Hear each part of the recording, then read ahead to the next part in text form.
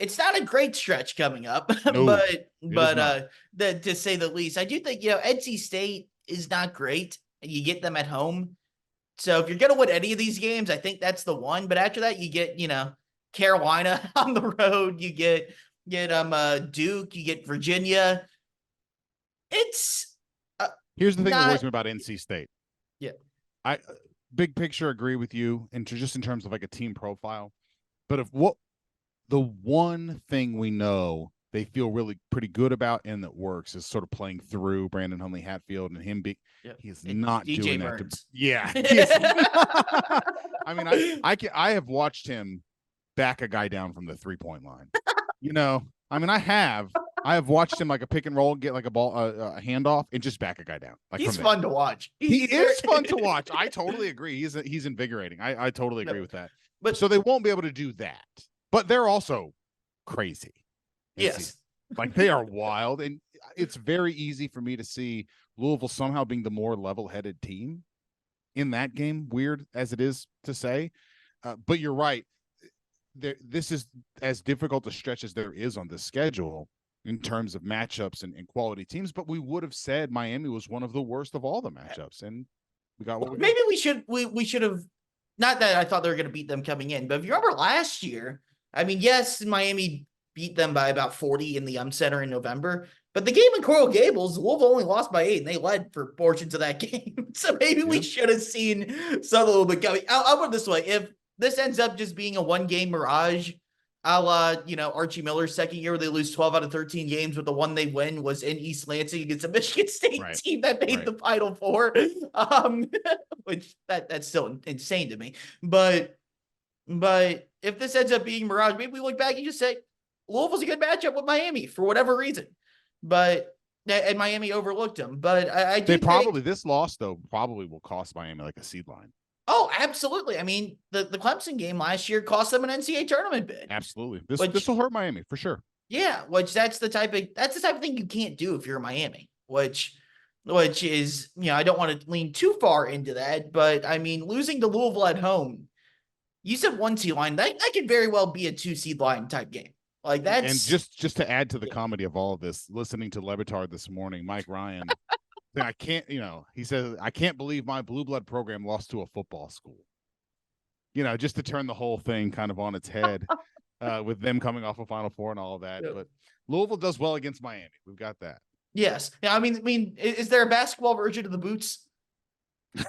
I can't even name any historical Miami basketball figures. I mean, anything before like Shane Larkin, you got Constantine Popa.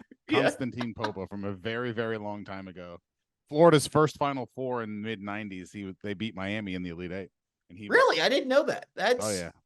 Oh, I'm sure you must have loved that. I most certainly did. That was a great Florida team that had Dimitri Hill, big fat Dimitri Hill, Andrew DeClercq, those guys. What a wild had some good teams. And then basically nothing happens in Miami basketball until they hire Jim Larinaga. Pretty much. Yeah. And that was a great hire. They've done great work with Larinaga. As you guys know by now, we've partnered with BetMGM this season. We'll be using BetMGM lines to make all of our picks, and we'll have special offers for the listeners and the viewers of the Field of 68 each and every week of the college basketball season. We have a special offer that will be available starting on Tuesday, January 9th and running through Monday, February 12th, the morning after Super Bowl 58. If you haven't signed up for BetMGM yet, in honor of the big game, you can use the bonus code FIELD158 and you'll get $158 in free bets on your first wager with BetMGM, regardless of whether or not you win that first bet. Here's how you make it work. Download the BetMGM app. Sign up using the bonus code FIELD158. Deposit at least $5 and place your first wager on any game. You'll receive $158 in bonus bets regardless of the outcome of your bet. Just make sure that you use that bonus code FIELD158 when you sign up. And remember, BetMGM is now available under one wallet in select states. As a New Jersey resident, this is super convenient when I have to go cover games in New York or Philly, which happens quite a bit.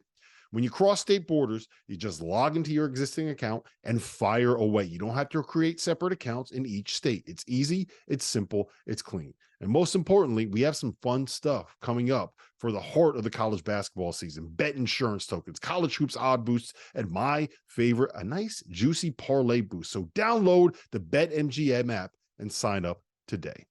Field 158. It's crazy to me in a night or in a stretch of 2 days where, first of all, college basketball over the weekend, Friday night, Purdue, Illinois was great. Saturday was one of the all-time, I think, just sit on your ass on the couch and watch games for about 10 and a half hours. And watch good teams lose. Yeah, but the last 2 days, I thought, because, Carolina won at Clemson, Kentucky won at Florida, Kansas survived TCU. You saw most of the good teams actually win.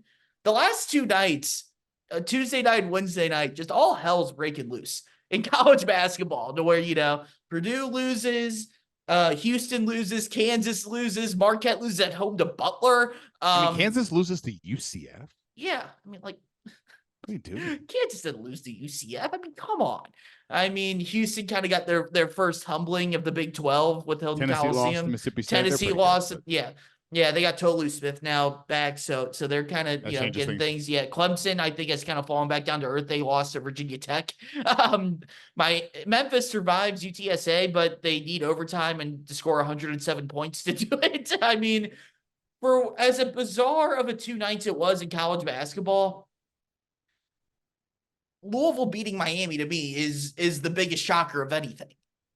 And that, says something about where both programs are at right now. Sure. But for Louisville to make a headline out of all of that, that's a start. That's something positive that hopefully they can build off of. Yeah, and they beat a bona fide team too. Yeah. Even the best moment of last year is beating Clemson. And that ended up being an NIT team. And because that of wasn't because of that game. But it wasn't a bona fide tournament team. This is a tournament team coming off a Final Four with most of the pieces back from that, that's beaten other good teams this year. This was, just this past easily week, the best win they've had. They beat Clemson at home, and then they lost in overtime on the road to Wake Forest. Yeah. But those were both without Uga Poplar, their best player. Yeah, right. Who was back for this Louisville game, by the way. Yeah. By the way, Wake Forest, just as a total aside, dark horse, got a chance to win the ACC. They're good. They are. And Louisville has them on the road in this stretch also coming up, which I haven't seen a lot of them, to be honest. I'm excited to see some of them here moving forward. But Steve Forbes, man, he pulls out of the transfer portal and he hasn't had that big breakthrough yet. This might be the one, though. This might be the one. That's kind of where now that Efton Reed got eligible. Yeah. The ACC race is pretty wide open. I think you've got several teams that if they can, a bunch of teams, if I can force you to play my way, will win. I'm not interested in playing your way at all, but I think there's 4 or 5 teams that can win the ACC. I think right now, and this was actually going to be my next question, was asking about the ACC, but sure. But North Carolina, I'm not just saying it because they're, the blue blood and the Tobacco Road School and all that stuff, but Carolina going down to Clemson and actually doing something different than what you just said and winning a defensive grinded out slugfest. I didn't think they were capable of that. And I look at them and I'm like, okay, they're kind of putting everything together now. Even without Baycott being, your vintage Baycott so far this year, Cormac Ryan is still below 30% from 3 on the season. They're beating teams. RJ Davis has been phenomenal. Harrison Ingram from Stanford has been a really good pickup. Ryan, I expect to start hitting some shots at some point. Jalen Weathers, our old friend from Louisville, is getting some solid minutes there. I really think they're the class right now, but I'm still not going to argue that this is a vintage ACC like what we saw, like the Zion Williamson year or anything like that. But I do think the league's definitely better than what it's been the last couple seasons. They said Wake Forest is a dark horse. Clemson, even though they've kind of been humbled the past week or so, I still think they're a good team. Duke's obviously still there. What do you think at Miami? Even I think there's questions now after the Louisville game, but where do you think the state of the league is at this point and what that means for Louisville? Yeah, well, it means for Louisville, it's just not going to get any easier. before yesterday, Ken Pom didn't project them to win any individual game the rest of the year. And I suppose that will change. I think there's a lot going on, but the ACC really struggles. It's not their fault, but it just is what it is, with a perception problem of even when other teams are good, they're the wrong teams, right? So like basically the ACC isn't good if Duke and North Carolina are not good. And it doesn't matter. Virginia has won a national championship. Miami has played in the Final Four. It doesn't matter. Recently, if Duke and Carolina aren't dominant, the ACC's down. Like it is what it is. But there are teams that Miami is still Final Four caliber. Like I would not want to play them, especially in condensed tournament ball. Like in a game they care about. They're built for that. That's exactly Yes. right. They are built for that. And I think the same goes for Wake Forest. I think with Efton Reed, like Hunter Salas, like that's a really skilled roster. And I think Steve Forbes is a really good coach. I think the league's a lot better. I think the bottom, I think Louisville's still the worst team. But if you look at Georgia Tech and Notre Dame, like they're light years better than I even expected them to be right now. And if I was a Notre Dame fan, I would be really excited about Shrewsbury kind of down the road. And I think maybe the same for Georgia Tech as well. I think Virginia's not as good as they have been. They're not as skilled. They're not as athletic, even for what they like to do. But so the road's just not going to get any easier for Louisville at all. But I think they could get 6 teams. I think they could probably get 6 or 7 teams in. I think you start getting super ambitious after that. The league can't. Florida State had it rolling, and I don't know what has.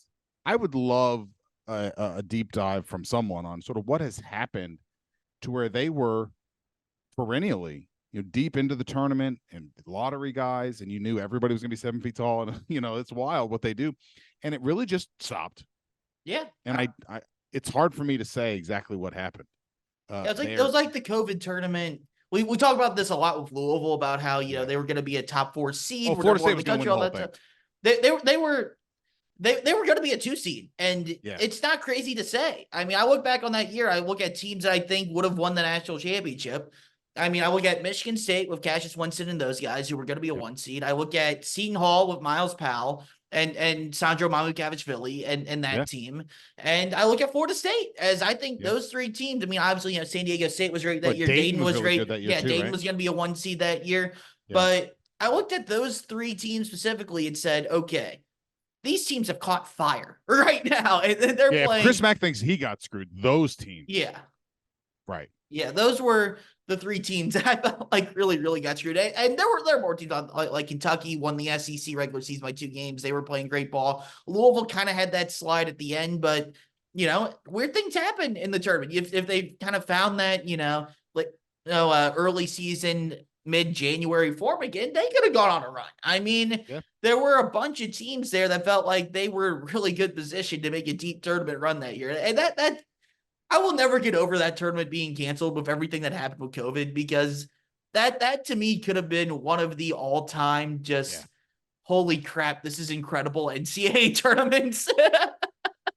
But I digress on that.